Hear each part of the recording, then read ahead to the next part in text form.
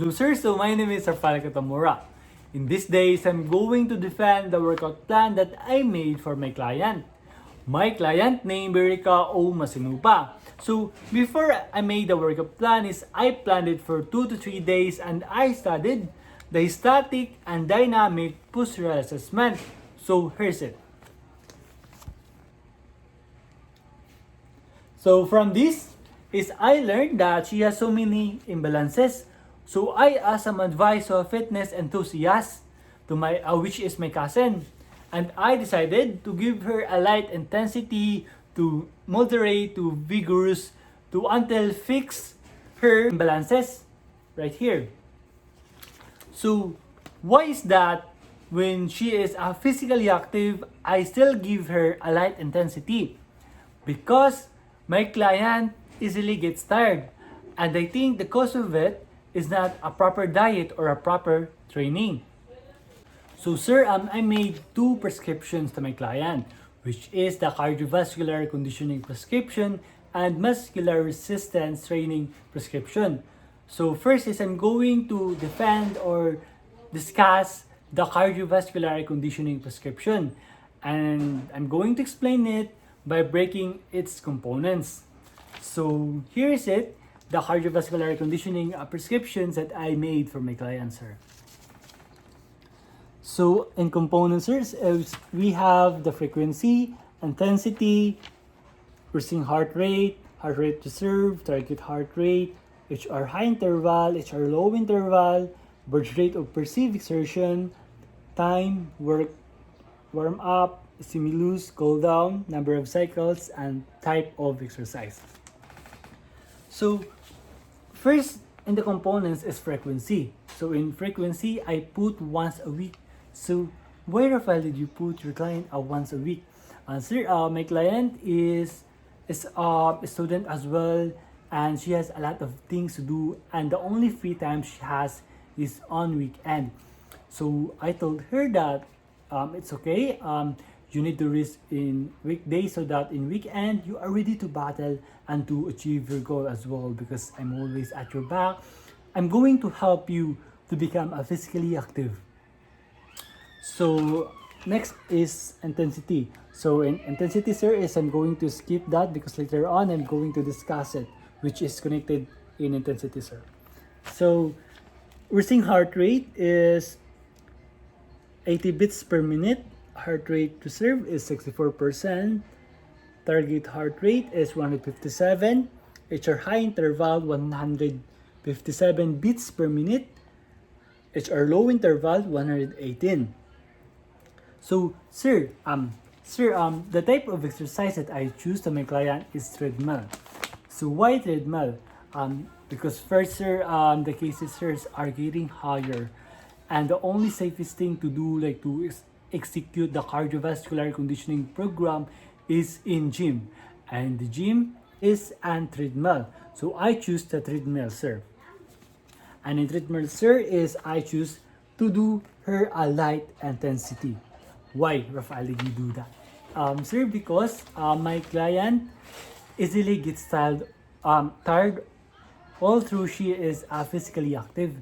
And I think, sir, about that, the cause of it maybe is improper diet or improper training. So I'm going, sir, to help her and start to the basic or to the beginning, sir. And treadmill, the birth rate of perceived exertion of that will be 4, sir. And I think 4 is somehow okay, because in a treadmill, sir, it is somehow difficult. So I need to start, my client need first to start to the basic one or to the beginning, sir. And when she's okay, sir, I'm going to revise this kind of prescriptions, go to moderate until to vigorous, until she's going to fix this and maintain this exercise. So in treadmill, sir, we have 23 minutes. 23 minutes, here's it, sir. As you can see, this is 23 minutes, sir. And we have the 6, and the number of cycle of this is 6. 1, 2, 3, 4, 5, 6. And the first thing, sir, is warm up, which consists of 5 minutes. And here is the breakdown of warm up, sir. We have the bat kicks, jumping jacks, fingertip to toe jacks, knee cycles, arm swings. And each warm up consists of 30 seconds and has 2 sets. Sir, fun fact, this warm up, sir, is connected to the imbalances that will help to fix that, sir.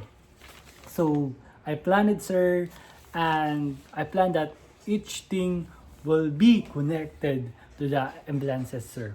I mean to the static and dynamic postural, sir. So next in stimulus, sir, is my client has 15 minutes. So the first 60 seconds, sir, is she will going to run. Then recovery part is 90 seconds. Then again, she will going to run about 60 seconds, and recovery is 90 seconds until she will going to complete that 6 cycles. And also, sir, regarding that is the treadmill, the speed is 5.8. The inclination is 4. I put that, sir, also so that my client will be challenged also, sir. Because in inclination, sir, it's like this. The treadmill, sir, is like that. And if we add 4 inclinations, it will be like that, sir. Like that. So next, the last thing, sir, is cool down, which is 3 minutes. So when cool down, I put to my client quad stretch, child pose, forward bend, calf stretch. Yes, sir. Some of them consist of 2 sets, but almost of them has a 30 seconds duration. And also, sir, in conditioning part is all through my client is easily get tired, is I'm going to work it out. I'm going to change it to a proper diet, to a proper training, so that when she's okay, is I'm going to revise this exercise step by step, sir. She will going to improve to achieve her goal, sir, as well. Also to maintain our proper diet. And also, sir, regarding to that thing, sir, treadmill, all these things, resting heart rate, reserve target heart rate, HR, high and low interval is connected, sir, to the treadmill, sir. So I think, sir, that's all for the cardiovascular conditioning program. Sir, by the way, my client, she is 20 years old pala, sir. So that's all, sir, for the cardio conditioning prescription. So thank you, sir. Next is muscular resistance training prescription. So I'm going to defend or to explain it by breaking the component as well. So here's the prescription, sir. So the components is we have training age, goal, volume, frequency, session, warm up, exercise, and cool down. So training age is 20. So my client is 20 years old, and all of the exercises that I made is aligned to her age. So I'm confident that my client will execute all of the exercises. Goal. My goal is to increase strength, balance, and flexibility. Why? Because, sir, I na-test to my client, or I observe when she's performing the overhead squat, she has lack of balance and flexibility, as well as strength. Volume. Volume is moderate. Why? Sir, because this summer, my client is physically active, like she go to the gym, and I think almost of the exercises she already perform it. So I think it's a better way to do it in moderate way and increase the RPM, I mean the RM and the kilogram. So frequency is once a week.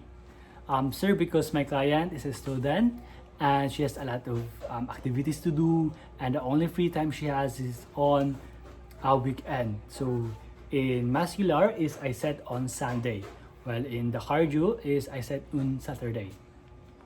Session is 40 minutes including the warm up and the cool down, because some of the exercises, sir, is a little bit challenging and difficult to perform. So I think 40 minutes is good time. So warm up exercises and cool down is connected to the assessment that I perform to my client. So this is the static and dynamic postural assessment. So sir, some of the imbalances are not focused on my prescription that I prescribe to my client. Why? Because sir, if I'm going to focus all of this, me and my client will be confused as well. So step by step, sir, like if we will going to achieve in certain imbalances, I will going to revise this prescription of my client, and then I'm going to focus na. And then sir is, so we will move to warm up exercises. So in warm up, sir, I had cross body 2 touch, torso twist, arm reach, inchworm, hips rotation, jumping jacks, and warm up is good for 5 minutes, and each of them has 2 sets, and the duration is 30 seconds. So sir, the hips, the inchworm and jumping jacks is connected to the imbalances. That will help to fix that, sir. So next is exercise. So leg raises. So in leg raises, I choose that because because her knees is adducted and it is internally rotated. So I thought that doing leg raises will help or fix the imbalances. So it has 3 sets, 10 reps, 2 to 3 minutes. It has 68%, 1 RM, and RPE of 4. I just set for 4 because it's just like in moderate way. And when she's okay, I'm going to add that. So next is rotational shoulder press. So it has 2 sets, 10 reps, 2 to 3 minutes rest, 75% or 1 RM and 5 RPE. Because sir, her shoulder is retracted, so I thought performing the rotational shoulder press, which like that, would fix the imbalances. So Russian twist has 3 sets, 12 reps, 1 to 2 minute rest, 69%, 1 RM, and has 3 RPE. This is, sir, to increase the balance of my client. So the forward to back lunge, each side has 3 sets, 10 reps, 2 to 3 minutes, 73%, 1 RM, and 4 RPE. And the prison squat has 2 sets, 8 reps, 2 to 3 minutes, 75% RM, and 5 RPE. Is both of them, the target are the knee imbalances. And also it will going to improve the flexibility of my client. Also, sir, the strength, because in knee, because in prison squat, it is connected to the overhead squat, sir. Also sir, in dynamic, I choose the prison squat because in dynamic, my client, while she's performing the overhead squat, it move outward. So I think having the prison squat would be good to fix that imbalances. Then next is knee tucks. Knee tucks has 3 sets, 8 reps, 1 to 2 minute rest, load 77%, 1 RM, and 4 RPE. Sir, this is also the knee imbalances. Also, yeah, knee imbalances. And I wish like within 1 month it will going to fix, or up 2 months, so that I'm going to revise this as soon as possible. Also sir, the cool down is side to side bends, shoulder stretch each side, arm swings, and quadricep stretch. It consists, cool down is good for 3 minutes. Sir, my target these exercises also is in thigh, back, shoulder, legs, including the legs, including the knees. So I think sir, that's all for the muscular resistance training, and I wish that my client will fix the imbalances. I'm going to do everything to help her, and step by step we will going to improve and go to the volume to to vigorous intensity, sir. So thank you sir for listening to me, and have a great day.